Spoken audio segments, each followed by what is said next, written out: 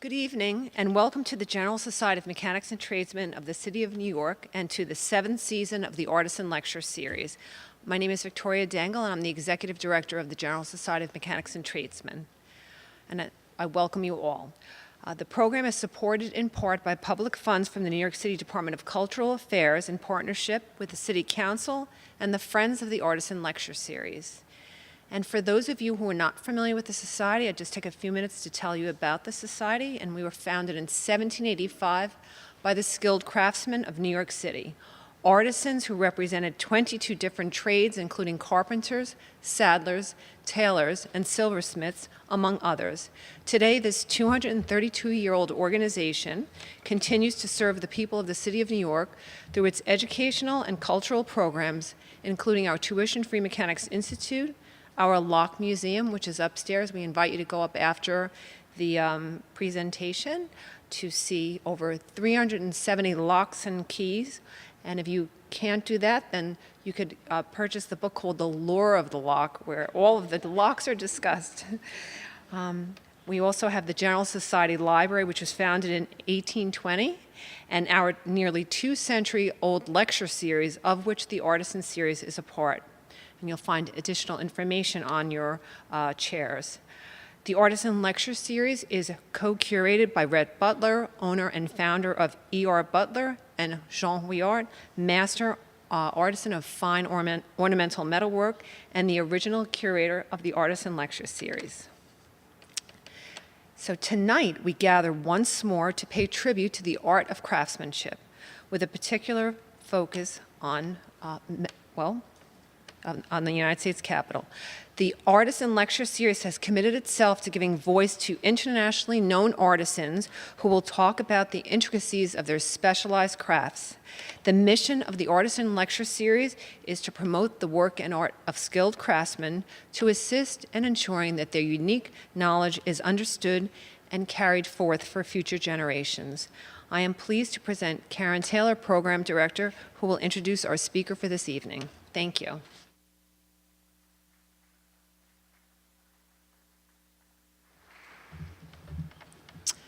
Thank you, Victoria. It is a great pleasure to welcome Robert Baird back to the General Society Artisan Lecture Series. Robert last spoke here in 2014 on traditional ornamental metalwork. Robert is the co-founder of Historical Arts and Casting and has led the Historical Arts team working on the cast iron dome restoration of the United States Capitol in D.C. This architectural treasure was recently restored after 159 years of service. Robert Baird is one of the original founders of Historical Arts and Casting. The company is nationally recognized for their architectural metal restoration and replication work. He has spent over 43 years working in the industry and has expertise in all aspects of metal restoration and manufacturing, including foundry, fabrication, finishing, and installation. He has extensive experience working with aluminium, iron, and bronze. Mr. Baird also has a special interest with traditional building trades and his expertise with traditional glass manufacturing. He and his 2 brothers and their team have completed over 1,500 projects over the course of their career. Their projects have included some of the finest architectural work in America. It is a huge pleasure to introduce to you Robert Baird.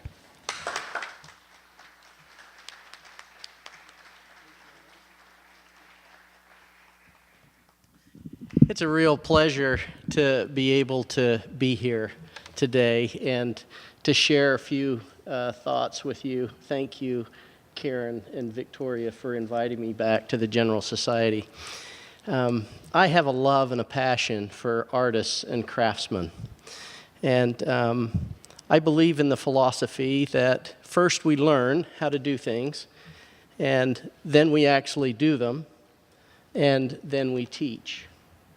And I'm at the part of my life right now where I have a great opportunity to teach and share the things that I've learned, because what we do is really a dying art. It's going away. And I am a fond and passionate supporter of organizations like the General Society that promote artists and craftsmanship. I get to talk today about a project that has consumed my life for the last 3 years. I've had little time to raise my head and do anything else. A lot of my friends have said, "Where have you been?" And I have been climbing the stairs on the U.S. Capitol. Anyway, it's a great project. I look forward to sharing it with you. I am not a historian, and I am going to share my perspective with regards to what happened on the U.S. Capitol and its restoration. We're honored today to actually have the 10th architect of the Capitol, Alan Hantman, with us today.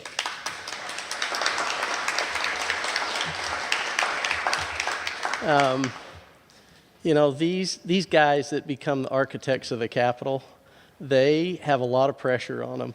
And I know that that's a position I would never want. But anyway, today I'm going to share a little bit about the history, and then I'm going to share with you what we did, and share a few of my thoughts and impressions. I want to talk just a little bit about the history of architectural cast iron.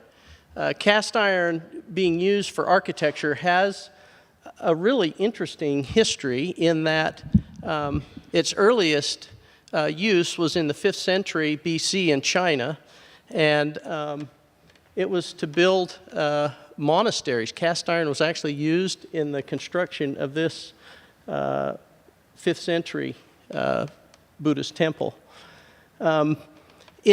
Outside of China, about 1770, the iron bridge over the Severn River was the first engineered structure made with cast iron. Being used in a building, the Ditherington Flax Mill had cast iron columns and beams and trusses in 1797. The British Empire, as they did their work around the world, they used cast iron, and the Commissioner's House in Bermuda, which my father actually had the opportunity to restore, had a major cast iron column and structural component to it as well. By the mid-1850s, cast iron was being used for all kinds of things, and a gentleman in Scotland by the name of Walter McFarlane had perfected the foundry processes. He created a catalog, and he was producing ornament that was shipped around the world and used in buildings wherever the British had a British outpost. A few years ago, actually maybe 10 years ago, I had the opportunity to be in Singapore, was looking at the presidential palace. They asked if I knew anything about the architectural cast iron there. I actually opened the McFarlane catalog, showed them the catalog picture of their entry gates and their fences that were all cast iron. This is a kind of a fun engraving of what the McFarlane showroom was like. So by 1850, cast iron was being used architecturally, and the Great Exposition in Great Britain came around, and the British wanted to top what was going on in other cities with regards to these expositions, and the Crystal Palace was built. An amazing structure over 1 million square feet of cast iron and glass. A gentleman in New York City by the name of James Bogardus actually attended that exposition, was in Europe, saw what was going on with cast iron, and he had this brilliant idea.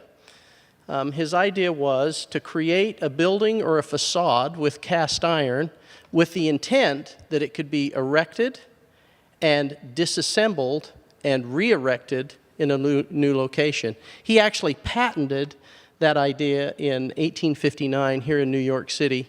And with cast iron, the great cast iron age really started here in this part of the country. There are over 1,000 cast iron buildings in New York City today. And James Bogardus is one of those key figures.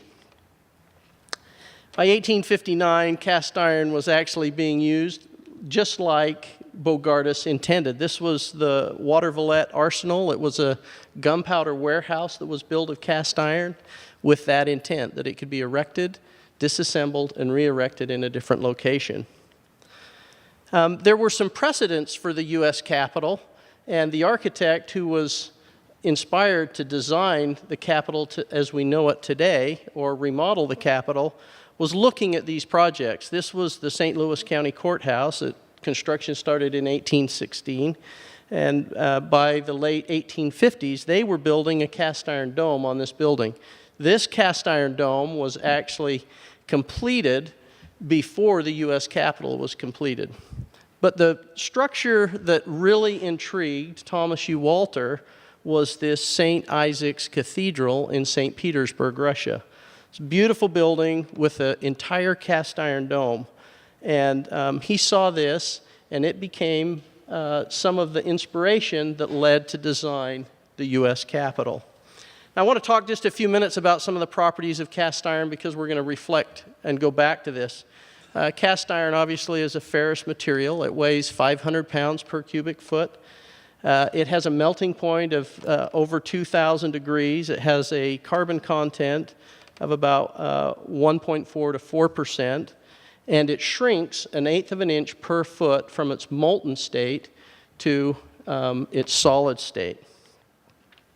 Okay, so think about that for a minute, put it in the back of your mind. Now we're going to just kind of go through a little bit of the history of the U.S. Capitol and its development. Now, Alan, I may get some of this wrong, so I'm sharing from my perspective. The first architect of the Capitol was William Thornton. William Thornton was a friend of Thomas Jefferson. He was actually a doctor. He was not an architect.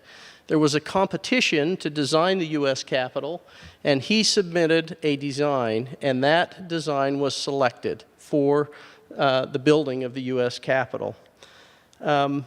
The second architect of the Capitol was Benjamin Henry Latrobe, and he actually took the design that William Thornton did, and his thought, and from what I've read, he thought he just really cleaned up and improved that design. And he added a dome to the structure.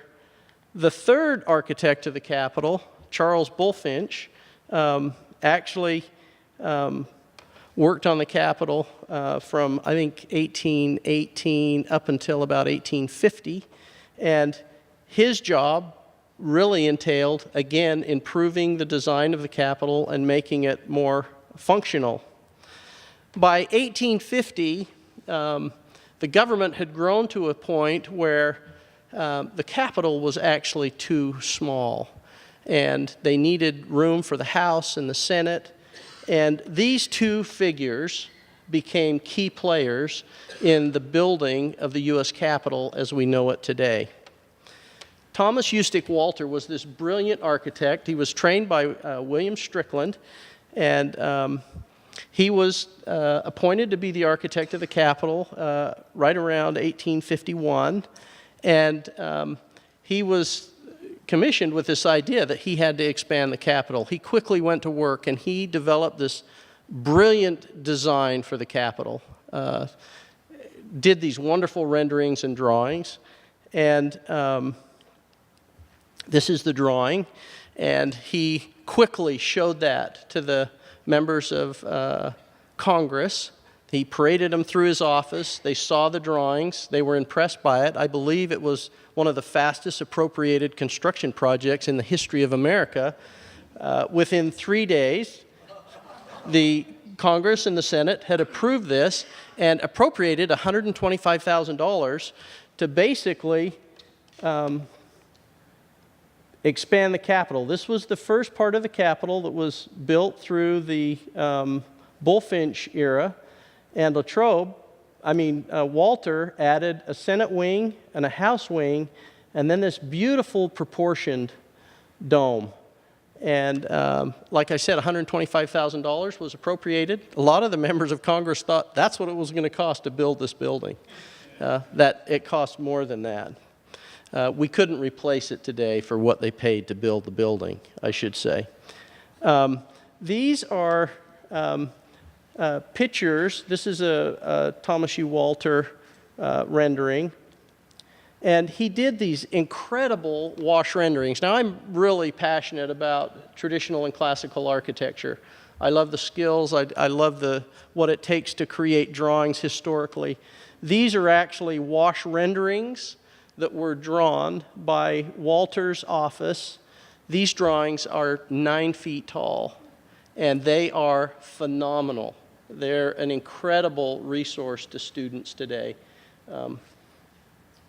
And as you look at the drawings, you see the structure. Not only did Walter design the domes, but he also designed the scaffolding that would allow them to build the dome.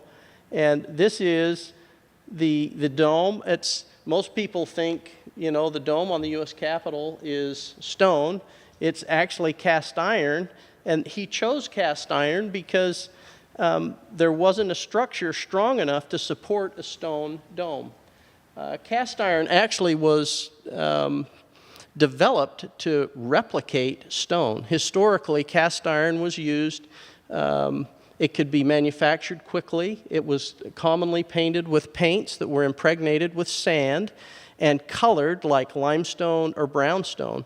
So people today really don't even realize that the dome on the U.S. Capitol is cast iron. And of course, this was a very modern material at the time it was used.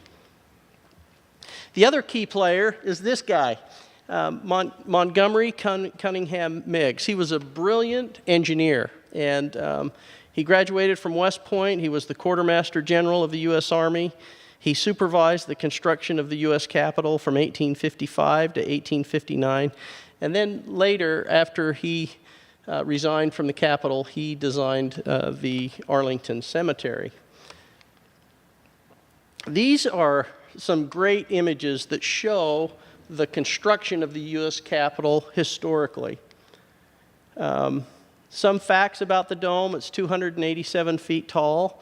The dome, I said, is cast iron. It was actually cast by a foundry up here in the Bronx, Janes, Fowler, and Kirtland Company. In the mid-1850s, the dome was actually started construction-wise by 1855, and a contract was let shortly after that time period for just under 9 million pounds of cast iron to be installed for 7 cents a pound. And if the dome were built of stone today, it would weigh many more times than that. And like I said, the structure wasn't there to support stone, and so Walter used this brilliant new material to create a dome that looked like stone but was proportionally proper for the building. The building was built by hired slave labor, and the cost for the dome from 1850 to 1866 was about $1,047,000. I love these images. So you have to think the building was being built between 1855 and 1866. There are no power tools. There was a steam engine that was set up in the center of the rotunda that ran a gantry that allowed these big, heavy pieces of iron to be raised. Now, I told you earlier that cast iron weighs 500 pounds a cubic foot. So you're thinking a cubic foot of iron is 500 pounds. A little bit later, I'm going to pass around a few replica castings from the dome, and you'll see what they actually weigh. But I love these images. This being one of the very early cast iron structures in America, there are things that we discovered on this building that I've never seen on any other building that I've been on, and I've been on hundreds of cast iron buildings. The columns, for example, the columns were actually completely built with the column capitals, and they were installed complete. Usually the column capitals are applied later. This is a great picture of Abraham Lincoln inspecting the steam engine in the U.S. Capitol. This is one of the modes of transportation transporting a 35-foot cast iron column being pulled by a team of horses. And you can see this big cast iron column supported underneath this wagon. So you just have to think, okay, how did they do this? And today we're working and we've got our Milwaukee power tools and all of our electric tools, but These guys did everything by hand. Again, these are images of that dome going up. So construction starts by 1855. By 1863, the exterior of the dome is completed. And the dome is not just the exterior. There is an interior cast iron dome and an exterior dome, and they're tied together with a beautiful cast iron truss system. And I'll show some images of that later. Anyway, these pictures show that dome going together. The exterior of the dome was completed by 1863.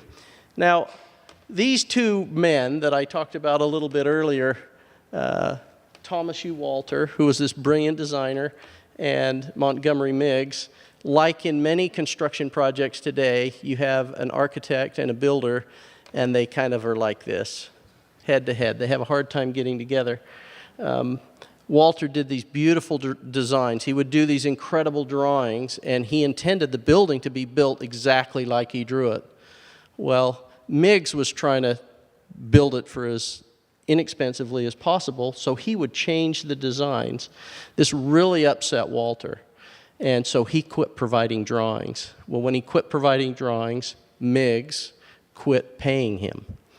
And by 1859, there's a deadlock, and nothing is happening on the Capitol. So at that same period of time, Walter has commissioned a brilliant sculptor, American sculptor that's studying and working over in Rome to create some of the sculptural features for the dome. And he commissions an artist in Rome to create the models for the Statue of Freedom that are on top of the dome. And I'm just can't remember the sculptor's name. It just slips my mind right now. But anyway, that sculptor creates the models for the Statue of Freedom that are going to go on top of the dome, and he ships the model to Washington, D.C. He dies of a heart attack. And when the model gets here, it's actually larger than what was allowed for in the design. So as construction slowed down at this time period, Walter takes these few months to actually reproportion the top of the dome to accommodate this larger piece of sculpture. And Thomas Crawford is the sculptor. Anyway, brilliant sculptor, did lots of work for a lot of the pediments and other details on the U.S. Capitol before he passed away. So here's the dome completed. And this is an image of the dome just as we're starting restoration. So the U.S. Capitol has really been a work in progress ever since its inception in 1793. Construction started in 1793. The initial construction, it was burnt by a fire and then rebuilt. The first major renovation, of course, took place in 1851 to 1868. This is the enlargement that Walter did. Then in 1958 to 1962, there was an east front renovation on the Capitol that extended the east front of the Capitol. The west front terraces were done in 1993, and then the Capitol Visitor Center was done in 2008, and our former architect of the Capitol, these were all projects that he was involved in that have been incredibly successful at the Capitol. By 2011, phase 1 of the dome restoration was done. There was a test project to see if all of the theories would work for the restoration of the dome. That was completed by 2012, maybe 2013. By 2014, phase 2 of the dome restoration started, which we actually worked on. And right now there's a major exterior stone project that's going on, that was going on simultaneously with the dome. The idea was get the dome restored for the inauguration, do some of the stone work. As soon as the inauguration's over, scaffolding's going up again to repair all the stone around the Capitol. So, like as I said, the Capitol is this work in progress, and one of the great things about this building is it is incredibly well cared for, and there are lots of people looking out for its future. As one of the most recognized buildings in the world, there's good reason to take good care of it. So this is an image, and this shows the exterior, and then this interior cast iron dome, this big oculus, and then this big fresco that is the apotheosis of George Washington that was painted by Constantino Brumidi. During the restoration, work was going on the exterior and the interior of the dome. Now, the plan of this whole project was, we're not going to shut down the Capitol. It is going to work during the restoration, which made the work incredibly complicated. Lots of work at night and lots of work going on and work having to stop while other events were going on in the Capitol, which made it difficult. And then the security element also made the project very difficult. This is a great big donut that was set up on the inside of the dome because work was going to take place, but all of the space on the inside of the Capitol had to be cleared so that tourists and visitors could be in the building. This is a Walter drawing and then of the interstitial structure, and then these are photographs of the actual images or the actual structure between the exterior of the U.S. Capitol and the interior. And it's this amazing truss system. When you look at these trusses, some of them are 10, 15 feet tall. They weigh tens of thousands of pounds. And, they're all hoisted up there, bolted together. And it's amazing how this thing fit together. Some of the things that we found that were really fun when we started actually working on the building, some of the great big bolts that were used to bolt this together were stamped with Miggs's name. And we found all kinds of artifacts. We're working on the dome. We found all kinds of fun stuff. We're taking apart column capitals, and my son, who's here in the audience, we found an old clay pipe that was, stamped with the name of the company that made it here in Chicago. We found old chisels and tools that were just left in the dome from the construction. So to really do the restoration, the exterior of the Capitol had to be scaffolded. One of the major pieces of doing this work was to get scaffolding around the building that would allow us to work on every square inch of the building. And about 9 months was spent putting up 15 miles of scaffolding. As many as 100 guys working 24 hours a day to build this incredible structure on the outside of the dome that would allow us to do our work. These are some of the great images that were shot by the photo staff at the U.S. Capitol. Okay, so the reasons for the restoration. When the building was studied, all of these issues were identified that are really common to cast iron buildings that have been out there for a long time. So there are corroded and broken castings, all kinds of fractures in the cast iron, broken and missing fasteners, rust jacking, which is where rust or corrosion gets between two layers of iron. The corrosion takes place in between as the corrosion grows. It creates a hydraulic jack, and it actually blows components apart. There were issues with dissimilar metals where you have an electrolytic action that's taking place that's working against each other. So the wrought iron fasteners on the dome are a different metal than the cast iron. And when you add an electrolyte, the wrought iron dissolves faster than the cast iron. And then a lot of missing and broken castings. We'll go through just some quick images. These are things that we saw on the building when we got to the job site. This is an acorn finial, weighs over 350 pounds. All the fasteners were gone, and this is just resting on the top of the dome. We literally just picked this up with chain falls without removing any bolts or fasteners. Those particular elements, the dome is set up on a grid, on a actual basis, there are 36 column lines. So all of the element, major ornament, there are 36 sets of everything. Common cracks and fractures, pieces broken.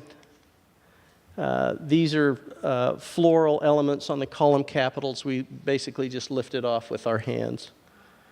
And this is some of that hydraulic rust jacking. As we took apart corner scrolls on the column capitals, full of corrosion.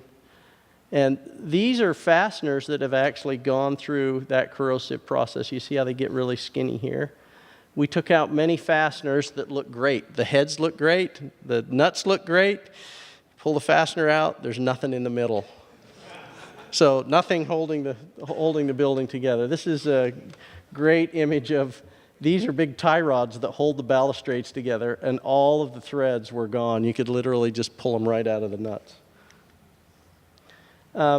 So there were some repair methods that were used. Now, I really need to state that it's not my company who did this whole restoration. There were a whole team of artists and craftsmen. There were about 7 major subcontractors that were involved. There were 2 metal companies. Historical Arts and Casting was involved, restoring and replicating parts and removing ornament and reinstalling ornament. But there was another kind of a separate company that was doing only mechanical repairs. And these mechanical repairs were basically a lock and stitch process. Now, you can't weld cast iron, so you can't weld on it. In the 1960s, they did a bunch of repairs on the building, and they welded all this iron together, and all those welds failed. And a lot of the work that we did was to repair the things that were done in the 1960s. Mechanical repairs were made, there was filling and patching, and then we actually replaced missing components. We get started on the job, and all of a sudden, we run into something that nobody expected. 17 miles of asbestos caulk. And there was a crew of probably 45 people that worked around the clock as we took things apart that had to remove the asbestos before the lead abatement could take place. And it made it difficult for everybody. Everywhere where we worked, we ran into this mess. And this asbestos is like bubble gum. It doesn't get hard. It's just sticky, gooey, gets all over everything. So you're working with asbestos, you got to wear funny suits, and you got to have air. This is our crew. The lead abatement, so the entire dome was abated. It had been coated with lead paints. So the entire structure was sandblasted right down to the metal and then repainted with new high-tech coatings. Historically, the paint systems that were used on cast iron were lead-based. They were actually really good primers, but you can't use them today. There are really good coating systems that are being used, and that's what was used on the dome through this restoration. But the way that was done was the dome was encapsulated in sections. All of the sandblasting and abatement took place at night. So from 8 o'clock at night till 6 in the morning, these great big machines were running, and at 6 o'clock in the morning, everything got shut off. They had to recirculate the air in the entire Capitol and make sure that everything was good, and so that people could go to work, and then the next night, the same thing happened again. But these containments were built around the dome, and they started working on the lower sections, and then somebody got a really smart idea that, hey, we ought to be doing this from the top down, not from the bottom up. And things changed really quickly, and the sequencing changed.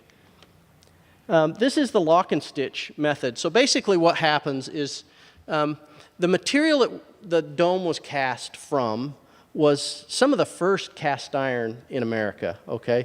And cast iron is made in a cupola furnace. There wasn't a lot of science to doing these castings. Essentially, there's a big chimney, and they introduce lime and iron ore and coke, which is basically charcoaled coal, and they introduce oxygen. And they fire this thing up, and it blows black smoke like none other. But as it heats up, the iron ore starts to melt inside of that cupola furnace. The lime becomes a flux, which allows that molten metal to slip right down through that coke into a big pool at the bottom of the furnace. And as this thing's heated up, more lime, more coke, more iron ore is added until they fill the base of this big chimney. This is like a crucible at the bottom with molten metal. They pull a plug out of it. The molten metal runs out of that furnace through little irrigation ditches on the floor of the foundry and into molds on the floor. And the molten metal is cooled and then broken out of the floor. Well, in this whole process, because there are no real scientific ways to make the iron back in the 1850s, it's a real poor grade of iron, and it varies from casting to casting. And some's very hard and brittle. As it starts to crack, those cracks run. Well, the lock and stitch method is essentially a process that was developed in Germany. You drill into the crack and you tap and insert like a bolt, but it's a special bolt that has tapered threads. And as you tighten that bolt down, it draws everything together. And those threaded bolts are overlapped, and they're run right along right along the crack. And then every 2.5 inches, a mortise is cut in the cast iron, and a dog bone is driven into that mortise so that this cast iron can't pull apart. The crack is actually completely filled with threaded studs. It's all ground off. This is the dog bone stitch. This is the crack, and it's stronger than the original iron. Everything's ground off, and then it's covered with epoxy and painted. So 14,000 inches were determined were needed to be repaired on the dome. Actually, as the work progressed, about 8,000 to 9,000 inches were actually repaired. So it came in a lot less. But a lot of the casting, so the whole theory behind this restoration was save all the historic fabric you can. We're not going to just throw away castings. We're going to save everything we can. And if we had big, large castings that needed a corner repaired, we made Dutchmen that would replace that corner, then they were stitched in. A lot of the cornice covers, the entire ends of them were corroded. We cut them off, and we added about a 2-foot section. They were all stitched on, and then everything was bolted back together. One of the great things that happened through this process is we were going through this, the idea was to scrap all of this material that came off. And we came up with this idea, hey, let's use that iron. You want to save all the historic fabric, so let's use the iron that comes off the building, and we're going to melt it down, we're going to realloy it, and we're going to put it in the new castings that we made. And it took us about a month to get that idea gelling in everybody's mind, but then everybody bought off on the idea. So all of the castings that went back to repair the dome have some percentage of historic fabric in them, even though they're new castings. Let's see what I got to do here. Okay. This is that lock and stick method. The other repair process, because you can't weld cast iron, you can braze it, but it requires a special furnace. You have to heat the iron up to about 800 degrees. You do the brazing on the hot metal. It goes back into the furnace, and it has to be cooled down over about an 8-hour period. And that brazing will not crack or break, and it will hold material together. So we repaired a lot of components on the building that way. Another thing that was developed on the building, when I showed you the early images of these column capitals, when we got up and started taking the column capitals apart and abating them, we discovered that there was a tremendous amount of corrosion going on there, but we couldn't get the parts off because they had all been bolted, blind fastened from the inside of the column capital, and then the building was built on top of it, so you couldn't find or see any fasteners. So we developed this really bright idea to go in and take a thin kerf saw, cut the fasteners off behind the castings, and then drill them out, put in a stainless steel insert, and then fasten from the front of these castings, which allowed us to use all of the historic fabric, but we could fasten them from the front because we had no access to the interior. And then the last repairs that were done on the building were basically to patch the cast iron holes. There were lots of miscellaneous holes and areas where old fasteners had been replaced that didn't need new fasteners, and that was all patched and repaired with epoxy. So the last piece to really making this work is create all the parts that are missing, and there are hundreds of parts that are missing. Now, in the perspective of the whole job, you've got 9 million pounds of cast iron. We actually only replaced about 48,000 pounds of cast iron. And so, you know, just a small percentage of iron is replaced, and it's mostly applied ornament that had fallen off the building and gone missing, or pieces that couldn't be repaired. So new parts were actually made for the dome. What essentially would happen is we get up on the building, we do some field documentation, find out what we were working with. I was really fortunate. I had 3 gentlemen on my team that were classically trained designers and architects. We would do field sketches of all of this stuff that we had to make, and then it was later on transferred into more drawings. This is just a common field notebook of stuff that we were finding. Then we incorporated modern technology. We used traditional technology to take molds on the building, but we also used 3D scanners. This is a column capital leaf. You can actually see there a digital scanner is actually copying and making a surface map of that leaf. And we can then rotate that image in the computer and take that surface map and then translate it into a 3D print. Now, I said earlier that when you're making cast iron shrinks 1/8 of an inch per foot. And one of the challenges is when you're making a big casting, you can't just copy the casting, because if you use it as a pattern, you've got this 1/8 inch shrink rule that is taking place. So you have to make the patterns bigger than the part actually needs to be to get a casting the right size. And we could do these 3D scans, do that manipulation in the computer, make the patterns bigger, and then when we actually molded the material and cast it, it would come out the right size. Now, we used some methods to do that too that were outside of this computer technology, which I'll share with you. These are 3D scans of just miscellaneous parts that are then translated into drawings and details so that we could create components to put the dome back together. Interesting, as we got up on the building, we'd find areas where there were severe corrosion. A lot of times we'd find broken fragments like this. These were at the top of column capitals, at the top of the lantern. These were full of birds' nests and full of corrosion. And most of these had completely disintegrated. So we brought them down, did some sketching, and then created new castings. Some of the parts that we had to mold from, when we didn't have access to a scanner, we actually had to make plaster molds of the pieces. I had a classically trained sculptor on my staff who was a master mold maker, and we made the patterns right up on the dome, and then we could ship them to our shop and recreate those parts.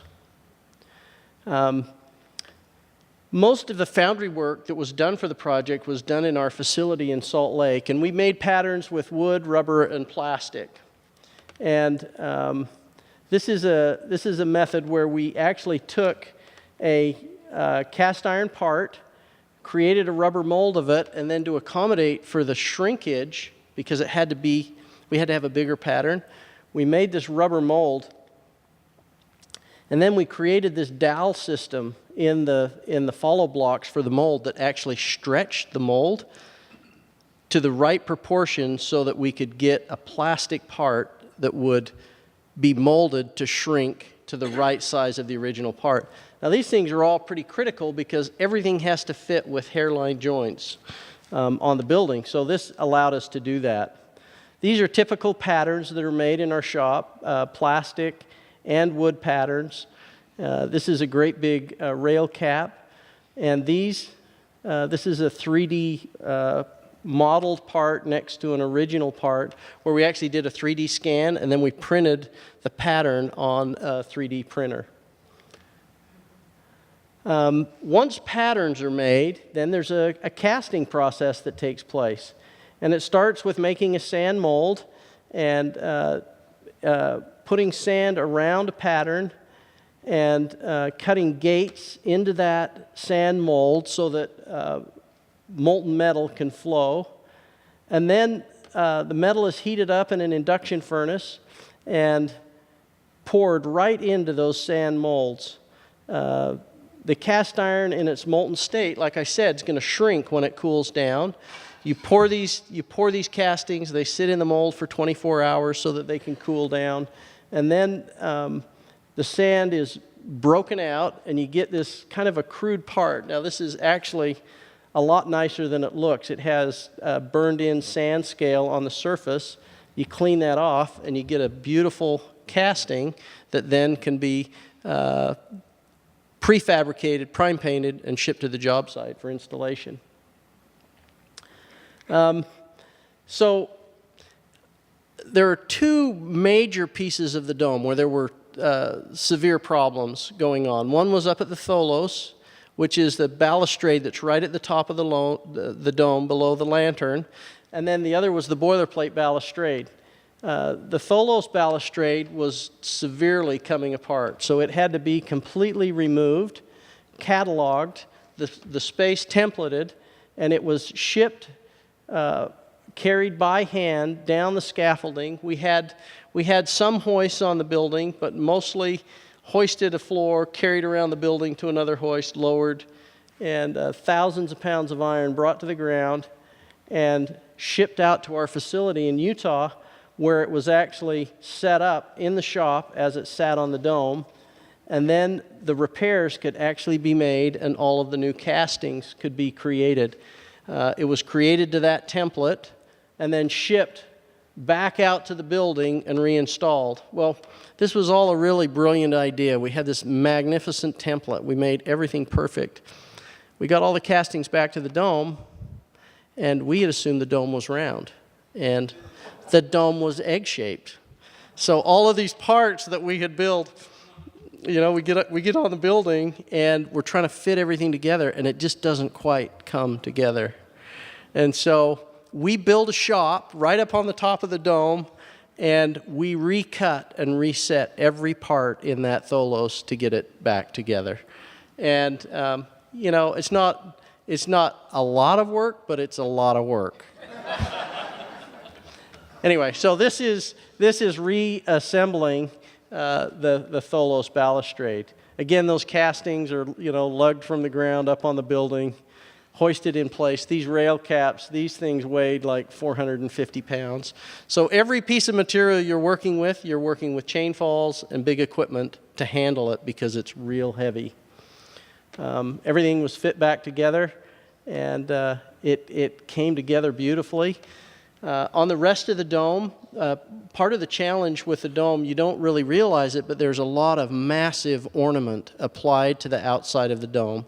And I'd mentioned there's 36 column lines, so you've got all of this ornament. These affixes are about 5 feet tall. They weigh about 700 pounds apiece.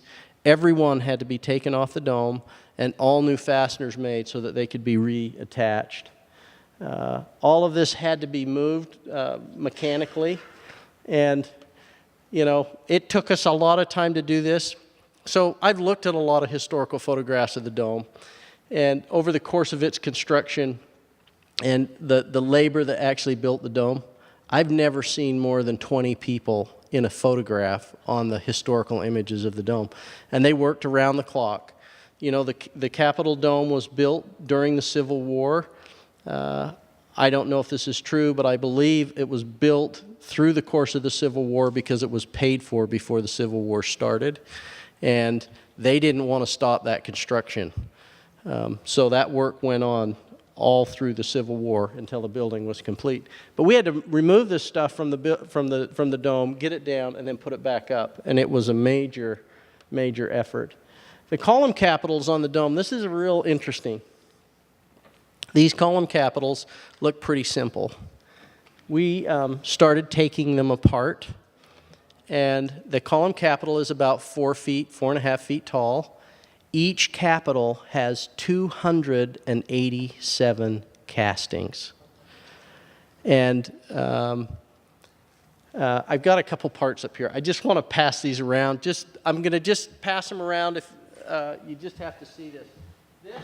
This is one of the flower ornaments. This is made of 7 castings. Okay, there are 10 of those on each column capital. I'm going to pass this around over here. This is kind of heavy. 7 parts. I'm going to pass that around. This big acanthus leaf. These are replica parts, so they aren't original parts from the Capitol, but they demonstrate what the mass is of this material. So we spent months taking these capitals apart and putting them back together and refastening them. I want to pass one other thing around. I'm going to pass one on each side. These are original fasteners that were made in between 1850 and 1866. They're hand forged. The threads are die struck, and the heads are struck. So these are all handmade. We replaced over 10,000 fasteners. There are easily 50 to 100,000 fasteners in the building, and you can see how beautiful these fasteners are. And again, they were all handmade. But the column capitals all had to come apart. So they'd sandblast them. We'd take the pieces apart, get them off, and then clean them up, make the repairs that needed to be made, and then reinstall them. Again, lots of pieces. This is one corner scroll, 19 separate castings assembled to make one corner scroll, and there are 4 of those on every capital. Here on the right, you see all new parts, castings that needed to be made. And you can see one of the pilaster capitals going back together. This is my son. He labored over these things. He labored over these columns. Anyway, but gorgeous. The detail on the building is phenomenal. I mean, it's one of the most beautiful pieces of ornament I've ever had my hands on. And you would never guess that until you removed 1/4 to 3/8 of an inch thick of paint from the material. So you can see the ornament on this dome. This here is the boilerplate balustrade. This is the railing that went around the center of the dome. This was a major issue with regards to why failure was taking place on the dome. There's an interior and an exterior gutter on either side of this balustrade. This is the exterior gutter, and then there's a big gutter on the inside. These gutters were completely corroded. They're 11 feet long, they're cast iron, they weigh about 500 pounds, and they were broken and cracked. So the water would run into these gutters, and then it would just run down the inside of the Capitol. Now, one of the things that's interesting about the dome is cantilevered off of the stone foundation. So you see this beautiful skirt around the base of the dome. It's really just artificial because on the top of that skirt, it's open screen.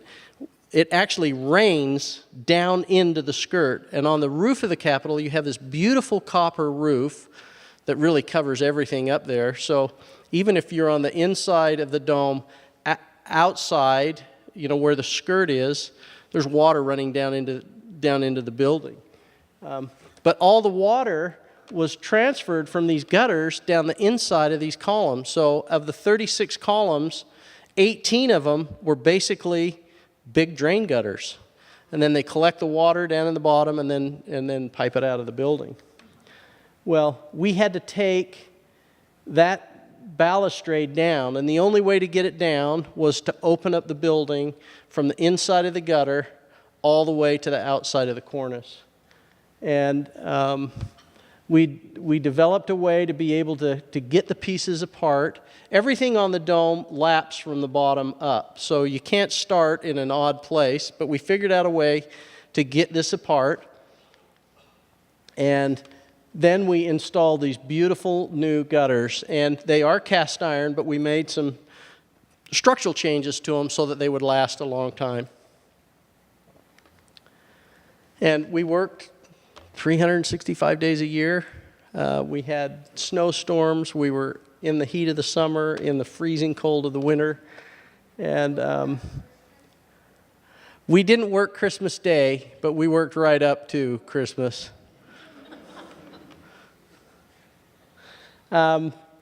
So the painting is really one of the major aspects of protecting the dome, and then the waterproofing. The sandblasting was done, the cast iron was primed and then painted, and you can see this sandblasting taking place, and then the prime painting was done, and then an intermediate coat of epoxy, and then a top coat. So there's a really good paint system that's on the dome, and these guys were incredible, being able to paint inside and outside of cracks. This painting crew were amazing guys, and they followed us and made sure that everything was coated when we were done with our work. That was a separate contract. So all of the painting and lead abatement was done by a company called F.D. Thomas from Oregon, and they had recently painted the Golden Gate Bridge.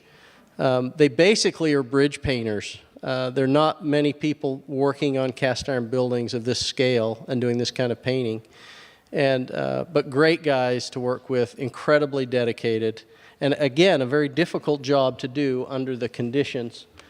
Everything that was reinstalled in the building had to be recalked and bedded in caulk. So we were able to seal it. One of the challenges with these old buildings is the historical caulk systems that were used basically were made from chalk, linseed oil, ground oakum, and lead. And over time, that caulk turns into stone, essentially. And then as the building expands and contracts, the caulk breaks and then allows moisture in. Well, a new high-tech waterproofing system was chosen, and everything was sealed in that system and completely caulked. Also, during the restoration, a lot of the great big glass windows, there were, I think, 9 of the 18 windows were replaced. The glass actually had to be remanufactured by a company out on the West Coast, Bullseye Glass, and it was made to look just like the original glass. This is our crew. We actually had a small crew. We had about 11 guys that worked 2.5 years, and we were one of the smaller crews. We took stuff apart, we put it together. The guys doing the lock and stitch, they had a crew of about 25, and their process was a lot slower, and there was a lot more ground for them to cover. The painting crew on the job, there were up to 100 painters working on the building at any given time. This was the last day, and the current architect of the Capitol, Stephen Ayers, was able to put the last piece of ornament on the building last October. The job was completed the end of 2016 in time for the inauguration. And this is what it looks like now. That interior dome, all of this is all cast iron. That was all completely stripped, abated, and repainted. The cast iron in the inside goes all the way down to this area right here. This is from the top looking down. And there's the Capitol. A lot of the images that you've seen today were shot by a dear friend, Chuck Badal. Chuck is a photographer on the photo branch for the U.S. Capitol. He documented meticulously the work that went on. He has over 18,000 images. He shot probably 50,000, but 18,000 publishable images. A great guy, great friend. So we had friends on the building. People want to know, well, what happens on the building? My favorite parts about working on the building, first of all, were to see the sunrise every day and to watch the sunset. We had the best view in Washington, D.C. But there's a lot of wildlife. You wouldn't believe it. We'd be working on the dome and a bald eagle would fly over. We had these hawks that lived up there. You'd come in the morning and you'd find some dead fish skeleton laying on there. You know. But they got to know us, and we got to know them, and they would sit there and watch us. And that was really, really fun to know that there were these kind of things there. You know, there are lots of rats in Washington, and there were lots of rats on this job site. And these birds of prey were incredible. So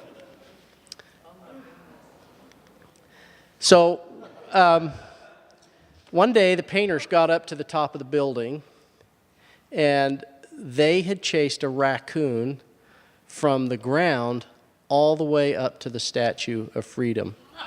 And the little raccoon couldn't go anywhere. He just got into a corner on the dome up by the lantern and just parked and was scared to death. And we facilitated a live trap. They went and picked him up, got him off the building, and then released him over in the National Arboretum.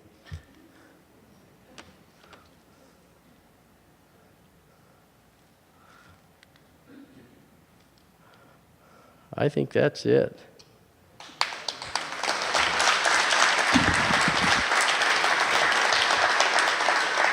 I've taken a little bit more time than I should, but I'd be happy to answer any questions that you have. Yes. Oh. Please wait until the microphone gets to you because we are recording and we would like to hear your question. Two quick ones. Do you know how the material was brought from the Bronx to the District of Columbia? Was it mostly by ship, or would they have any railroads at that point for any parts of it?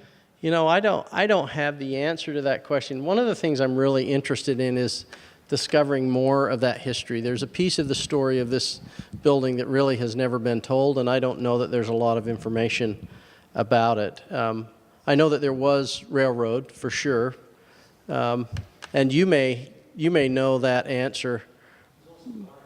Right. The other question is, as I understand it, the larger, heavier the carbon content, the more brittle it becomes. And you said it ranged from 1.4 to 4%, and obviously in the puddling process, they didn't have the science to know. Did you put a more consistent form of carbonization in it so that it's more consistent throughout, or did you try to replicate whatever was there? No, we didn't try to replicate what was there. We actually used a modern ANSI standard for cast iron. So class 30 gray iron, we were able to determine, all of the elements that go into it. And, cast iron is one of these materials that if it cools too fast, it becomes hard, super hard, and you can't drill it.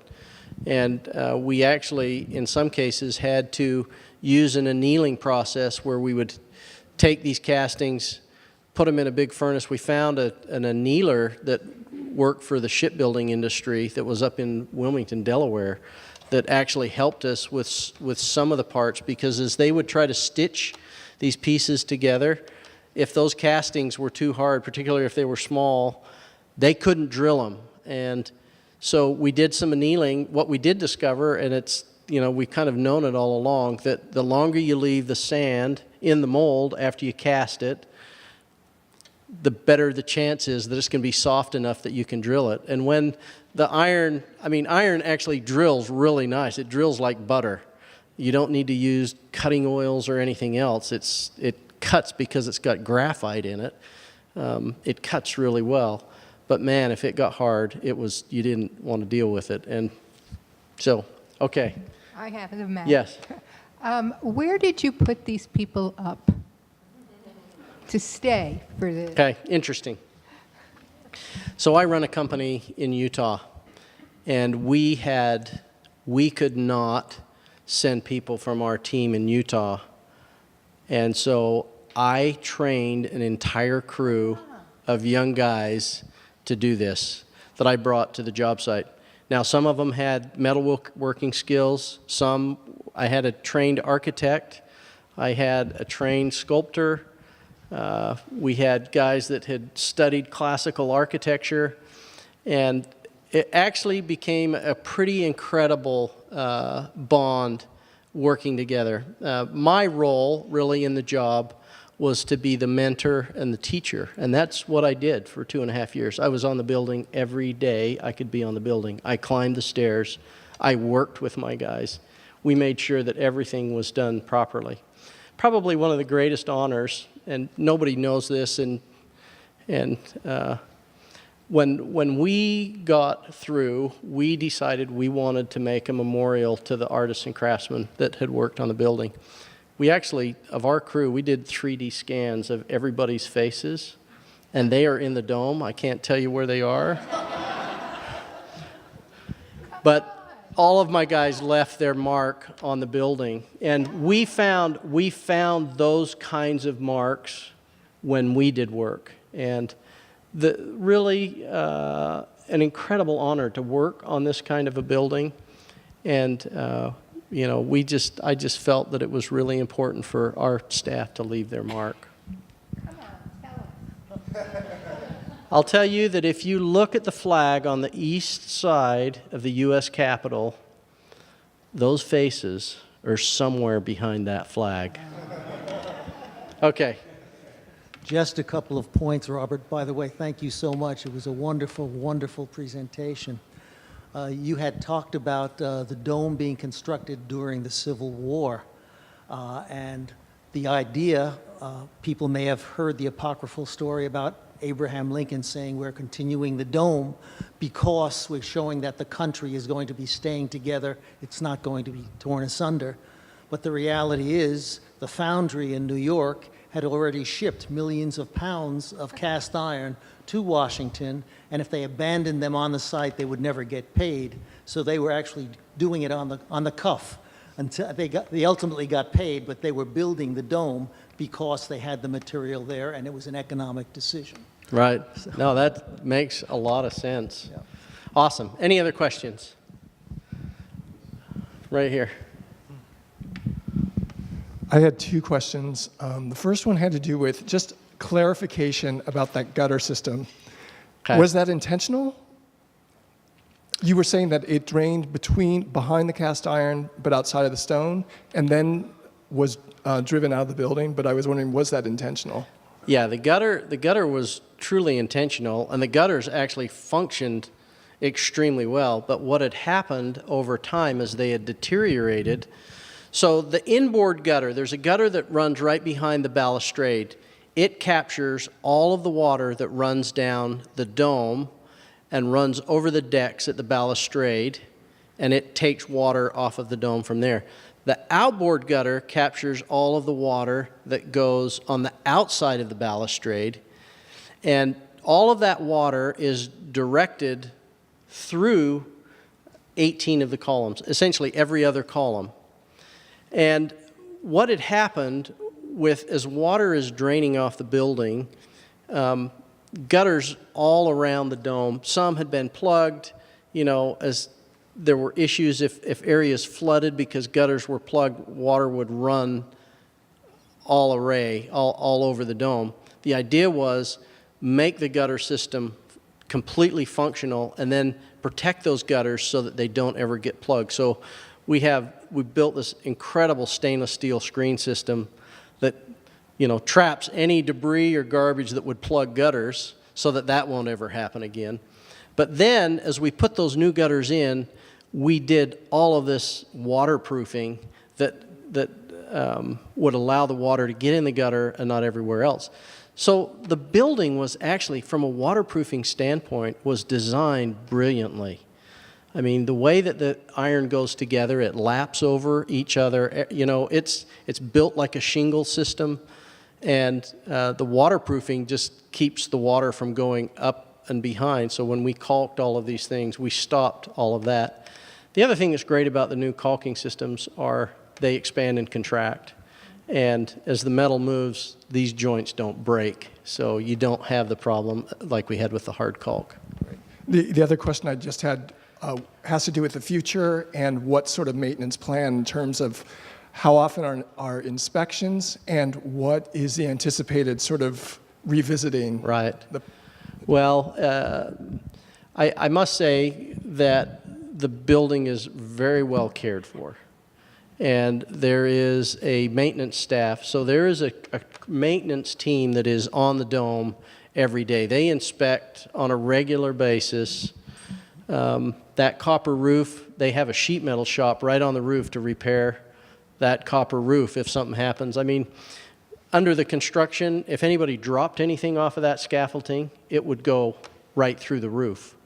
And there were a few incidents. There was nothing where anybody was hurt or injured. I mean, there were a couple of close calls that were freak accidents, but the maintenance, there's a maintenance crew that is there.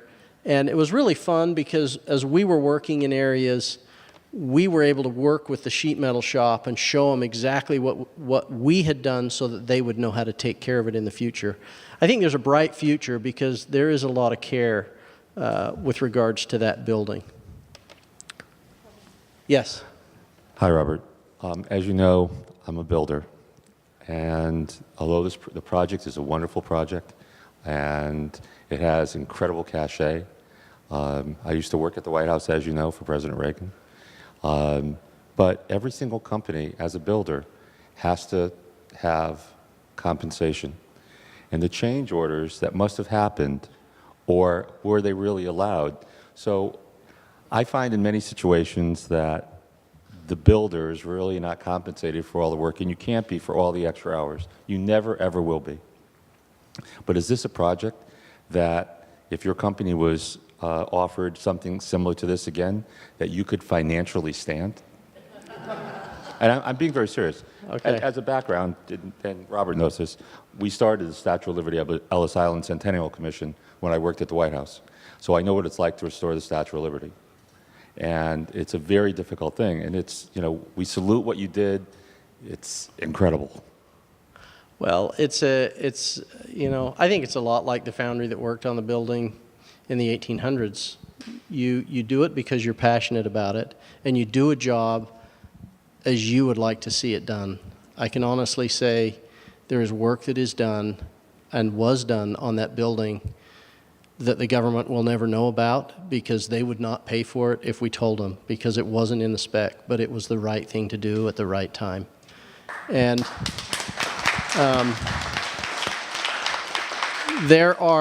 and that was the feeling, I believe, of most of the craftsmen on the building. You know, you do what is right at the time, and I think that's really what it's all about. If you're a craftsman and you're working on something like this, whether somebody wants it done to the best level or not, you're going to do it. And I think that's the dedication that comes from the people that did this job. They will never get honored because of that, unless somebody like me says, these guys went way above and beyond. And they did. Everybody went way above and beyond to make sure that the job was done incredibly well. Yeah. Yeah. So, pardon? Probably not. So, but anyway. Okay, I think that's it. Thank you very much. It's been a pleasure to be here.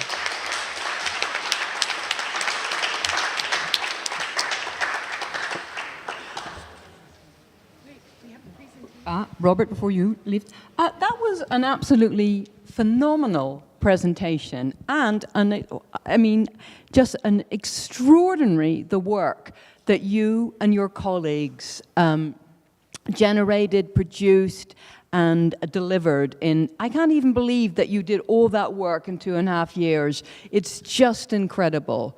So really, our congratulations to you, to your colleagues, to everyone who was involved with the Capitol Dome. And also, Robert, we so appreciate your focus on the artisan and the craftsmanship, both past and present. So thank you so much, and we're really delighted and honored that you could talk about the Capitol Dome at the General Society. So thank you so much.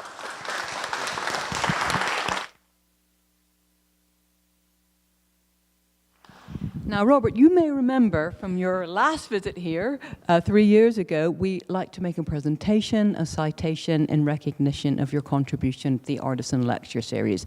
And so to do so, I'm pleased to introduce Victoria Dangle again to you this evening. And again, thank you for your brilliant presentation, Robert.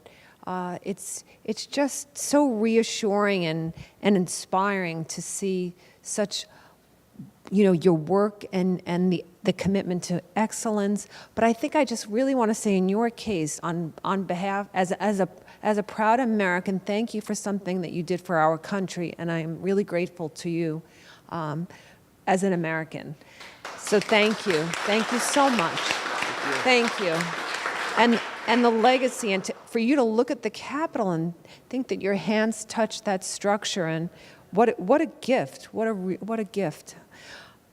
But now I'll speak for the General Society of Mechanics and Tradesmen, a patriotic organization, if I'll mention that.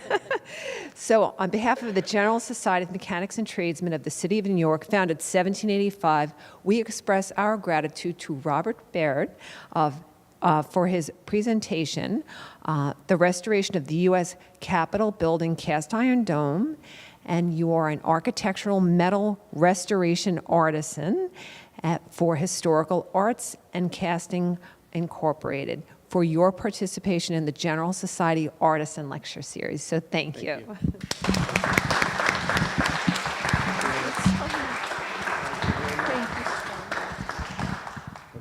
thank you, Robert. Thank you very much.